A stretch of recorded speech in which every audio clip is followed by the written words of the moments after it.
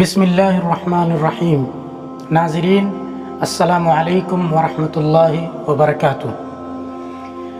حضرت ابوبکر صدیق رضی اللہ تعالی عنہ کی جب وفات ہوئی، اس وقت حضرت علی کرم اللہ وجہہ کے کیا تاثرات تھے، انہوں نے کس طرح غم کا اظہار کیا اور کس طرح سے انہوں نے حضرت ابوبکر صدیق رضی اللہ تعالی عنہ کی عظمت اور شان کے بارے میں فرمایا، آئیے جانتے ہیں ایک روایت کے ذریعے۔ روایت ہے کہ جب حضرت ابوبکر صدیق رضی اللہ تعالی عنہ کی وفات ہوئی، حضرت علی رضی اللہ عنہ نے انا للہ و انا الیہ راجعون پڑھا اور روتے ہوئے عجلت کے ساتھ وہاں پہنچے اور فرمایا، اللہ کی آپ پر رحمتیں ہوں اے ابوبکر صدیق، واللہ آپ سب سے پہلے اسلام لائے اور سب سے زیادہ آپ کا ایمان مکمل تھا اور سب سے زیادہ آپ کا یقین پختہ تھا، آپ سب سے زیادہ اللہ کا خوف اپنے دل میں رکھتے تھے اور رسول اللہ صلی اللہ علیہ وسلم پر سب سے زیادہ اعتماد رکھنے والے تھے۔ حضور صلی اللہ علیہ وسلم کے اسوہ، اخلاق حسنہ، خوبی و بلندی کردار سے آپ ہی کو سب سے زیادہ مشابہت و مناسبت تھی۔ حضور اکرم صلی اللہ علیہ وسلم کے نزدیک زیادہ محترم اور زیادہ قابل اعتماد آپ ہی تھے۔ اللہ تعالی اسلام کی طرف سے آپ کو جزائے خیر دے۔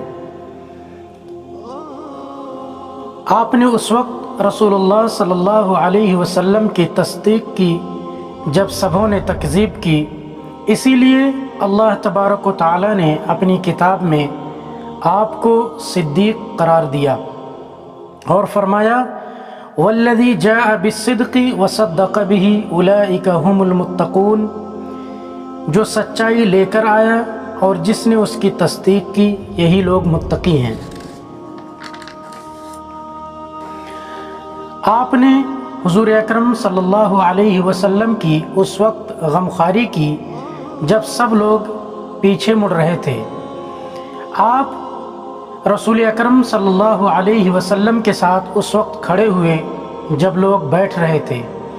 سختی و مصیبت کے وقت آپ صلی اللہ علیہ وسلم کا ساتھ دیا جبکہ لوگ ساتھ چھوڑ کر نکل رہے تھے۔ ثانی اثنین کا اعزاز صحبت رکھنے والے، ہجرت میں آپ صلی اللہ علیہ وسلم کے رفیق، آپ کو دلاسا اور تسکین دینے والے، امت میں ان میں بہترین قائم مقام، خلافت کا حق ادا کرنے والے آپ ہی تھے۔ آپ اس وقت مضبوط رہے جس وقت آپ صلی اللہ علیہ وسلم کے ساتھی ڈھیلے تھے۔